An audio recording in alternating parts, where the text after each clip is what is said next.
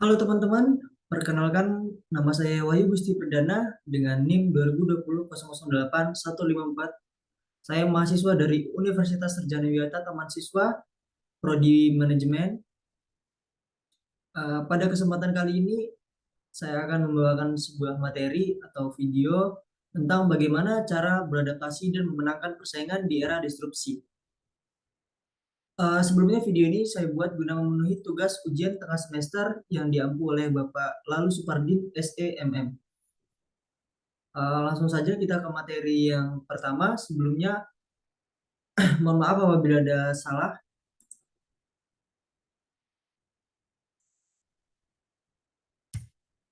Oke, yang pertama materinya eh, apa itu disrupsi? Disrupsi adalah kondisi di mana terjadinya inovasi yang menyebabkan perubahan secara besar-besaran atau mendasar ke dalam sistem yang baru. Dalam arti kata, disrupsi ini adalah sebuah perubahan atau sebuah inovasi-inovasi baru dengan memanfaatkan teknologi dan inovasi tadi lalu dituangkan untuk menjadi tren yang baru atau menjadi peluang bisnis yang baru yang kiranya akan jauh lebih baik daripada bisnis-bisnis sebelumnya. Bukan berarti bisnis sebelumnya tidak baik, namun jauh lebih baik untuk bisnis uh, yang sudah melakukan disrupsi atau perubahan. Selanjutnya, di sini kita akan mengetahui penyebab era disrupsi. Oke, penyebab era disrupsi di sini adalah kondisi di mana terjadinya inovasi yang menyebabkan perubahan secara besar-besaran atau mendasar ke dalam sistem yang baru. Nah, di sini nih disrupsi ini sebenarnya dilakukan oleh orang-orang yang melakukan inovasi atau melakukan perubahan atau dia memanfaatkan teknologi lalu menuangkannya menjadi sebuah ide bisnis atau sebuah perubahan yang baru secara besar-besaran atau mendasar. Nah, seperti yang kita ketahui, saya mengambil contoh dari misalnya sebuah produk handphone, di mana handphone dulu yang kita ketahui hanya bisa untuk seperti membalas SMS atau cuman hanya sekedar menelpon. Tapi pada sekarang kita bisa lihat bahwa handphone bisa untuk melakukan video call atau hmm, mencari internet atau browsing-browsing internet, kita mengetahui segalanya bisa melalui handphone. Padahal yang kita ketahui sebelumnya handphone hanya bisa digunakan untuk uh, telepon dan SMS saja. Selanjutnya di sini saya juga akan membahas dampak era disrupsi. Jadi walaupun disrupsi ini adalah inovasi, adalah perubahan, perubahan yang menjadi lebih baik, menjadi lebih signifikan, menjadi lebih ringkas. Namun disrupsi ini memiliki dampak. Dampaknya yang pertama adalah kalahnya perusahaan-perusahaan yang belum melakukan transformasi digital dan dikalahkan perusahaan baru yang relevan. Oke, di sini saya ambil contoh produk dari Apple, maaf, produk dari Nokia. Seperti yang kita ketahui pada mungkin sekitar tahun 2000-an, 2000 sampai 2015 itu Nokia masih sangat tren, sangat populer. Yang kita ketahui kan produk Nokia itu kan HP yang bagus lah ibaratnya.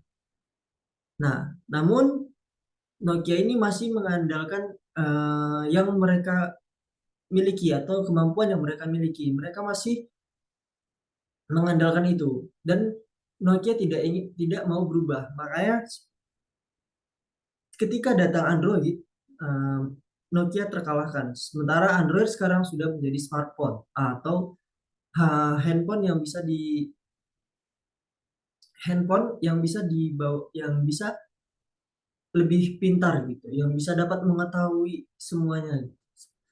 Walaupun kita ketahui sebelumnya Nokia sendiri eh, menjadi rajanya di pangsa pasar handphone pada zaman tersebut. Selanjutnya di sini saya juga akan memberitahu cara beradaptasi di era disrupsi. Nah, pada era ini, disrupsi ini dituntut untuk beradaptasi serta mengenali berbagai situasi saat ini yang memiliki banyak perubahan termasuk dalam segi teknologi. Jika suatu perusahaan tidak dapat menerima perubahan tersebut, maka akan kalah dalam bersaing oleh perusahaan lain. Nah, di sini nih, jadi kalau misalnya nih kita memiliki sebuah usaha nih, memiliki sebuah usaha atau memiliki sebuah bisnis atau memiliki sebuah produk lebih baiknya, namun kita tidak bisa beradaptasi dengan disrupsi. Dalam arti kata kita tidak bisa mengikuti tren.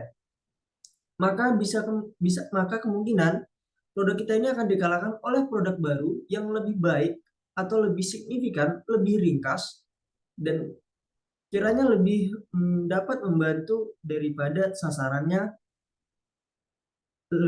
jadi lebih memilih kepada yang sudah melakukan disrupsi atau sudah melakukan perubahan. Contohnya yang sudah melakukan perusahaan kita ambil dari ojek konvensional. Nah, di ojek konvensional sekarang udah dikalahkan oleh ojek online. Yang kita ketahui bahwa dulu kan kalau misalnya kita mau bepergian kita harus mendatangi pangkalan ojek untuk menggunakan jasa ojeknya.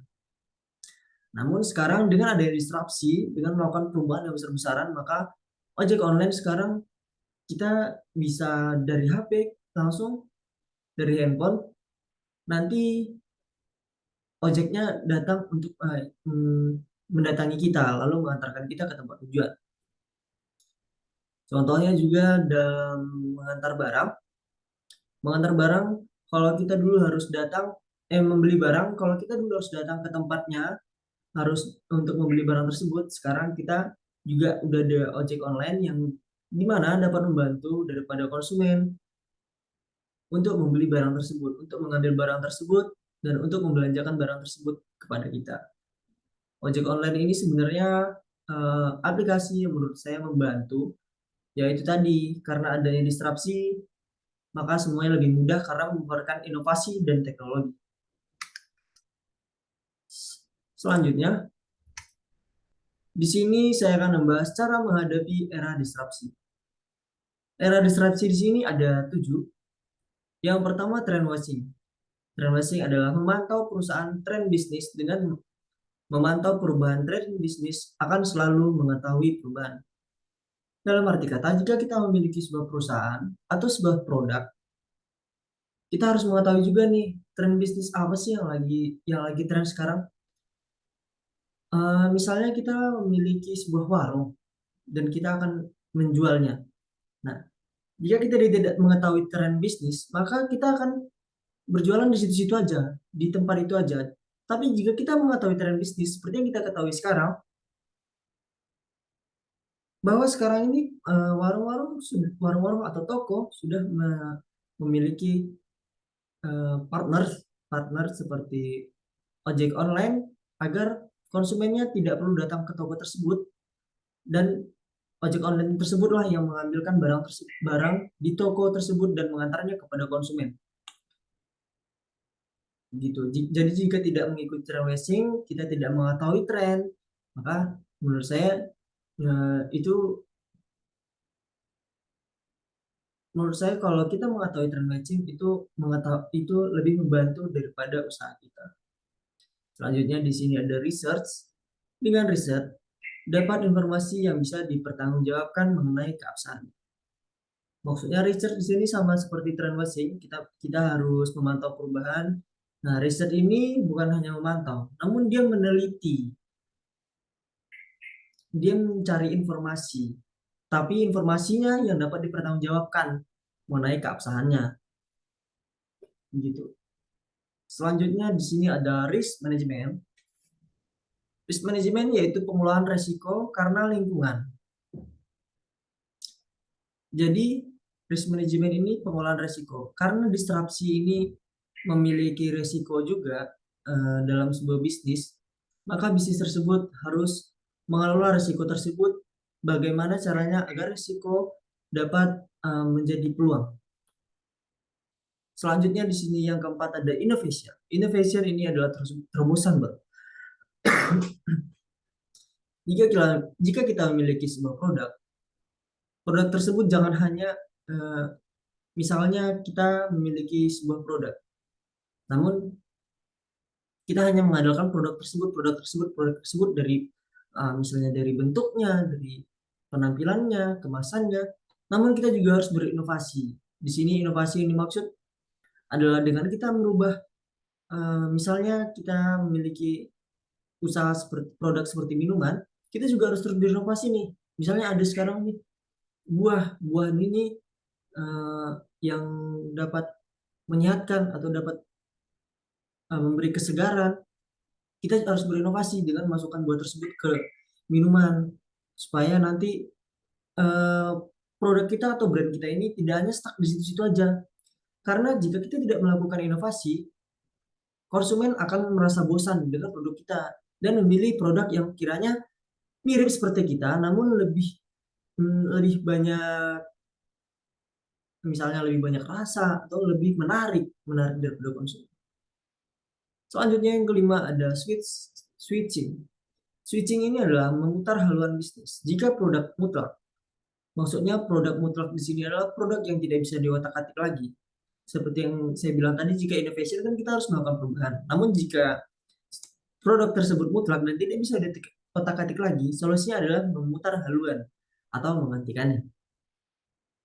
Oke, di sini saya akan membahas memutar haluan. Memutar haluan di sini misalnya kita hanya berfokus pada produk minuman. Nah, kita harus melakukan switching jika bisnis tersebut atau jika usaha yang Anda miliki tersebut ingin terus berjalan. Contoh yang memutar haluan adalah jika kita memiliki sebuah produk minuman, kita juga harus berinovasi juga. Berinovasi juga kita harus gini. Kita harus mengetahui trend racing gimana ya agar produk saya tidak bosan atau produk saya sudah saya inovasi. Produk minuman saya sudah saya ubah. Namun gimana caranya agar produk saya tidak mati?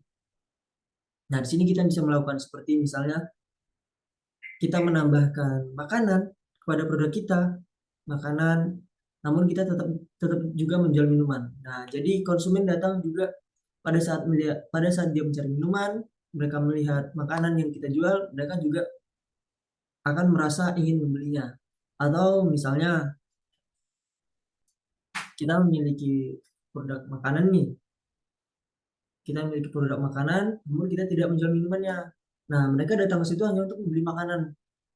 Namun mereka eh, akan membeli minumannya ke tempat lain. Nah, jika kita memiliki sebuah produk makanan dan kita mempunyai produk minuman juga, maka kiranya konsumen ini hmm, akan merasa terpanggil untuk membeli minuman tersebut karena kita juga menjual makanan. Yang keenam selanjutnya ada partnership. Oke, partnership di sini distro membuat bisnis bertempur sendiri. Maksudnya di sini bertempur sendiri kan sebuah perusahaan harus berinovasi, harus melakukan perubahan, harus melakukan terobosan baru. Bisnis kan kalau misalnya ada disrupsi, bisnis bertempur sendiri dengan organisasinya atau dengan manajemennya untuk melakukan terobosan baru. Maka solusinya adalah berkolaborasi. Berkolaborasi contohnya kita ambil daripada Gojek dan Tokopedia. Nah, Gojek dan Tokopedia seperti yang kita ketahui, kalau Gojek kan ibaratnya hanya bisa menjangkau yang dekat-dekat, sementara Tokopedia juga memiliki toko online yang dimana toko online ini cukup besar ya kan, seperti yang kita ketahui. Maka Gojek dan Tokopedia berkolaborasi. Gimana caranya untuk menguasai pangsa pasar dan mengalahkan semua pesaing-pesaing bisnisnya hingga Gojek dan Tokopedia dapat menguasai pangsa pasar tersebut. Selanjutnya yang ketujuh ada change management. Nah, efek disrupsi ini dapat merubah segala hal, semuanya dapat dirubah. Nah, termasuk juga budaya organisasi. Oleh karena itu, organisasi harus dapat menyesuaikan budaya organisasi. Dalam arti kata, jika organisasi kita atau budaya organisasi kita masih di belakang dan tidak melakukan disrupsi, maka organisasi kita tidak akan memikirkan ke depannya. Organisasi kita boleh memikirkan ke depannya. Tapi organisasi kita jika tidak melakukan perubahan atau hanya memikirkan, hanya melihat trend racing tadi atau research, tapi tidak melakukan perubahan kepada produk atau kepada usahanya, maka itu sama aja, produk tersebut tidak akan jalan. Makanya harus mengikuti budaya organisasi juga. Jadi manajemen atau organisasi harus mengikuti budaya organisasi agar produk tersebut lebih dapat dijangkau, lebih berinovasi, dan lebih baik selanjutnya. Di sini saya akan membahas langkah-langkah konkret yang dapat dilakukan untuk masa depan setelah era disrupsi dan mengaitkannya dengan cita-cita. Yang pertama, yaitu memanfaatkan teknologi. Nah, seperti yang kita ketahui kan, sekarang teknologi sudah sangat berkembang pesat. Teknologi sekarang sudah sangat maju, sudah sangat tinggi. Nah, jika kita tidak memanfaatkan teknologi, maka kita akan ketinggalan juga. Sebelum memanfaatkan teknologi, kita juga harus bisa mengendalikan teknologi tersebut atau bisa menjalankan teknologi tersebut. Contohnya kita HP, handphone. Saya ambil contoh dari handphone. Nah, jika handphone kan termasuk teknologi yang sangat baik, ya. Kita dapat mengetahui segala informasi di situ. Namun jika kita tidak bisa memanfaatkan teknologi, menurut saya, atau tidak bisa memanfaatkan handphone, menurut saya kita juga akan ketinggalan apa yang sedang mereka lakukan atau apa yang sedang tren. Maka ke depannya kita tidak akan bisa mengikuti daripada disrupsi kecuali kita melakukan perubahan dan memanfaatkan teknologi. Yang kedua, harus selalu berinovasi. Nah, misalnya kita belum punya usaha nih, namun kita sudah melihat produk yang kita sudah melihat produk apa sih yang lagi ngetren sekarang gitu. Namun kita baru akan memulai usaha. Produk apa sih yang sedang tren sekarang? Misalnya saya ambil contoh minuman. Terus saya memperhatikan minumannya kok rasanya ini aja. Nah, di situ saya harus berinovasi. Bagaimana jika minuman ini tambahkan ini, minuman ini tambahkan ini? Mungkin ada konsumen yang suka juga karena konsumen ingin mencoba bagaimana sih jika minuman yang sedang tren ini diberi rasa baru. Nah, selanjutnya jika kita sudah memiliki sebuah produk atau sudah memiliki sebuah usaha, kita juga harus tetap berinovasi. Misalnya kita sudah memiliki usaha. Jika orang baru tadi ingin menambahkan sesuatu, maka kita harus lebih dahulu melakukan inovasi. Nah, sebelum melakukan inovasi, kita harus memanfaatkan teknologi. Kita harus bisa menggunakan teknologi tersebut agar kita tidak ketinggalan, agar kita tidak disaingi oleh pendatang-pendatang baru oleh pesaing-pesaing baru di dalam pangsa pasar tersebut. Selanjutnya tidak merasa puas. Nah, contoh tidak merasa puas di sini jika kita sudah memiliki sebuah produk, namun kita sudah merasa produk saya laku kok, produk saya ini dapat keuntungan sekian sekian sekian, produk saya ini memiliki keuntungan lebih besar daripada produk sebelah.